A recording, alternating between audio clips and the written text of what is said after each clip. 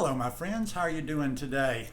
Hope you had a nice weekend out there. I was hoping to get a video done over the weekend, but I just kind of got sucked full force into football, and it was a lot of football this weekend. So getting to it today.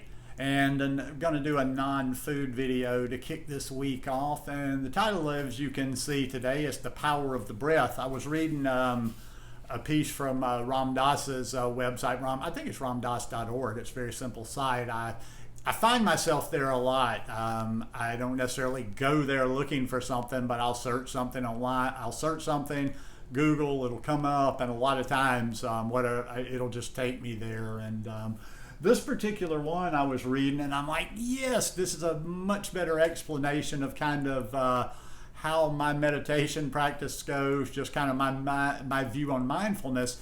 And one thing that I really like about Ram Dass, and you'll see as I'm reading, if you've heard me read before, or if you've read about him too, is I read and listen to, watch a lot of things on YouTube about meditation and mindfulness and subjects related to that. And you know, like I say, everybody's got a different practice, a different approach, but just so many of them, it's like everything else. It's just like there's this step and there's that step, and it sounds kind of complicated. And it just sometimes feels like even teachers will complicate it. And one thing that resonates with me about Ram Dass is he just really always seems to get to the heart of things and kind of keeps it simple. So the actual title of the article, not the video, is What is the Power of the Breath? The idea behind following the breath is that you have this web of thoughts which you are working with at the same time. They are these models that underlie our behavior, and there is also the stuff of our experience. What this technique does is to take one thought and ask your awareness to stay with that thought, and thus extricate yourself from identification with all the other thoughts. It's very simple. You're following the breath, and it's natural. It's part of nature, and it's a simple thing. It's moving, so it's a little easier than just following a point. However, you can pick any point. It doesn't matter, but you pick one thing, and then every time the mind wanders, you bring it back to the breath. You sit down to meditate and you say, I'm going to follow my breath, breathing in, breathing out, a rising, a falling. And then the first thought comes, this will never work. That's a thought that can come along. Or maybe it's, think me, I'm real. At this point, what you could do is make a telephone call or get up and read your email or read the Times or something. But you hear the teacher saying, when our mind wanders, bring it back to the breath.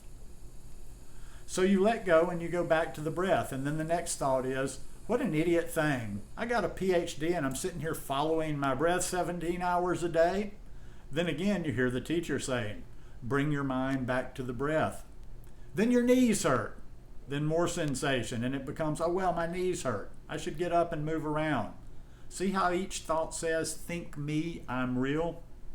What happens after a while is the mind starts to quiet until the breath starts to become the solid phenomenon. It's made into millions of little pieces, because what happens is, as your awareness narrows, becoming like a laser, and it focuses on a phenomenon and it moves it out of time and space, this is very extraordinary. It's like using a microscope because it expands everything immensely. You become aware of the subtleties of the tiniest mind movement. And even that is all still the experiential stuff. And then at some point, you go to the next level.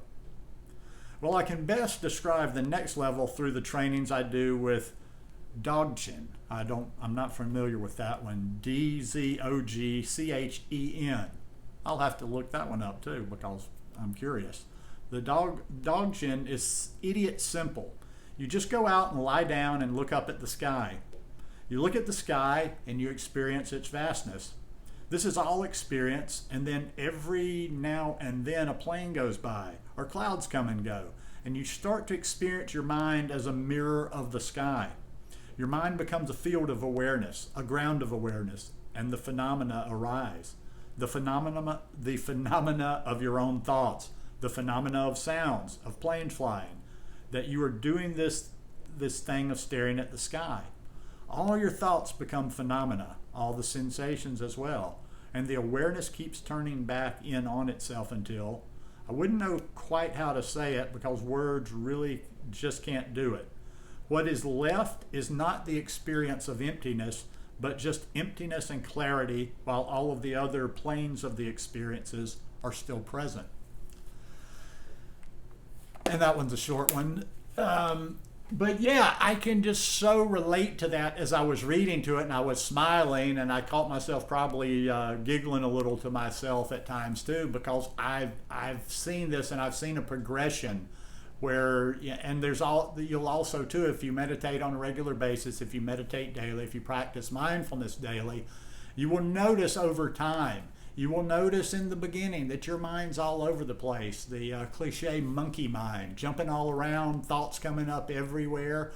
But you just kind of really focus on that breath. And just like that article said, you keep bringing it back to the breath. You're going to catch yourself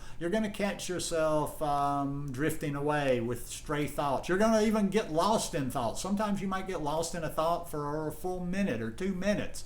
And when you do, the worst thing you can do is just get frustrated and say, well, I failed. I'm not good at this. You just come back to the breath, because that is the awareness right there. Because no matter how many times that thoughts pop up, the practice is coming back to the breath. The practice is being aware of those thoughts coming up and having the presence to bring yourself back to the breath. It's not about beating yourself up. It's not about, well, I'm not good at meditation. I hear people say that all the time on a lot of the podcasts I listen to, like entertainers, or just people in day-to-day life, that they think there's something different in their makeup, like, well, meditation's not, I can't meditate, I don't have a meditating mind, my mind, and they'll use, this is the irony of it, a lot of people will say, my mind just jumps around too much, my mind's always moving, my mind always has thoughts going, so I can't meditate. When you want to just tell them, well, dude, you probably need meditation the most, because it sounds like there's just a party going on in your head with random thoughts popping up all the time. I experienced this over the weekend. I remember in the midst of and I've caught myself thinking this more and more, but then I have to remember, okay, that's a thought too, and I come back. But there's times during my practice, and before, so let's say a thought's going to always arise. You keep coming back to the breath. You keep coming back to the breath. But after I've meditated a while, after I'm into my practice, probably getting close to the amount of time total that I sit and meditate or lay and meditate. A lot of times when I'm stiff, I actually lay in corpse pose and meditate. But the thing that I find is just coming back over and over and over, and that strengthens it. And I know what I was going to say. I kind of lost thought there for a second. And I will start thinking like, okay, well, a lot of you were kind of cruising along, you were into the breath, a lot of thoughts weren't popping up. Then they did start popping up, and they started popping up more and more and more. Okay, maybe it's time to quit for the day.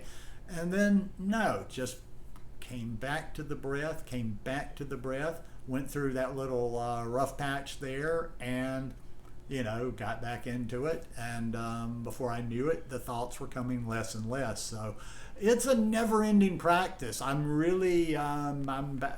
think I've been practicing daily now for about 14 or 15 months, and it's just like you do see the cumulative effect. You do see it just, I don't want to say it gets easier, because it's never about easy or hard. It's never about, oh, I do well or I'm not doing well. Your practice is always your practice. It is what it always is. And that's the first lesson of the mindfulness or any sort of meditation, is you don't think in those terms of pass, fail, success, non-success. You just do, and you just keep coming back over and over and over and over. And, like I say, brings me a lot of peace, helps me deal with a lot of things. But anyhow, hope you guys enjoyed this one today. If you like it, please give me a thumbs up. Hope you had a great start to the week. Let's have a beautiful week. And before we know it, fall will be here, even in the Deep South. Peace.